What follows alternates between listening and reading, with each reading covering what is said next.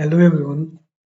In this video, we are going to take a look at the error that was happening in the previous program that we had created. Uh, it is the same thing as it is the same application, right? Bizarre that we are working on. So the error that was happening is that when we were able to sort of add the items to the cart, right? So we were able to add the items to the cart. Then we called the function view cart and we were able to view the cart. But then when we called this cart, we lost the we were losing the address to the last node, and then we were not able to properly insert the elements in the linked list, and that was causing a lot of issues. Now we have fixed that error, and we are now able to properly add more and more elements to the linked list, to the card basically.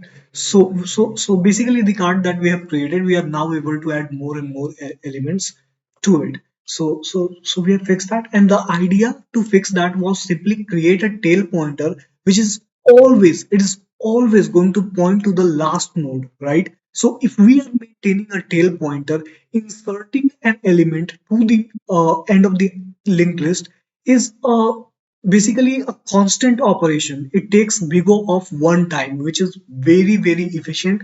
It is very simple as well. So we are just going to execute our application and make sure that everything is working properly.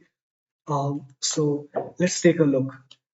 Because listen, the error that was happening is we add, let us just imagine that we add two items to the list, then we view the cart, and then we try to add more items, and that's when the program breaks, right? So this time around we are going to test if that works or not.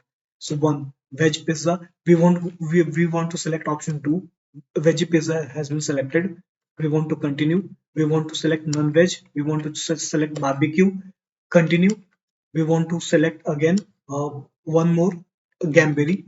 So now we have basically three items selected. We want to continue. We want to view the card, right? So now we can see that veggie pizza, barbecue, and Gambari in same order that I selected them are being printed. Their prices are being printed 50, 50, 50, and the total cost is being printed, right? Now we want to continue. Now we should be able to add the new pizzas that we want to enter. Now let's say that I have added meat and Gambari. Now barbecue and Gambari has been already added. Now let's add one more uh, pizza, which is meat pizza. So this is something that was breaking the application. Now let's see if it works. So you can see that meat pizza is coming right up, and here the application was breaking, but now you can see that the program is continuously working. Now what we want to do is we want to view the cart again. So this time around, if we see four items added to the cart, that means the application is working properly. So first we view the cart. So you can see that each of these pizzas is costing 50 rupees, and the total cost is 200, and four pizzas are sort of added over here. So this is perfect. The application is working fine. We are going to now exit, right? So four, and it prints thank you for your visit. Now it wants to ask, do you want to continue? So you have to just enter zero, and if you enter zero and then you hit the enter button, then it's going to break the application. Not really break the application, but it's going to get to the next instructions that are to be executed, and that is freeing the memory that is allocated to these four sort of pizzas, right? So the space that is taken by veggie pizza, its price and all that. So the structure, like four structure instances have some space allocated in our memory, right? So we want to free that. So we have a function defined for that, and if we hit enter, that should run.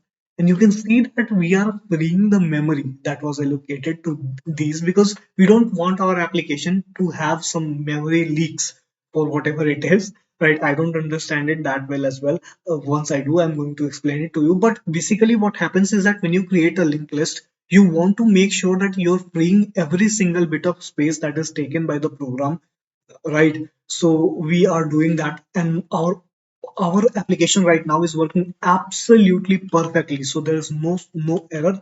We are going to add more features. So keep watching this series, and thank you very much.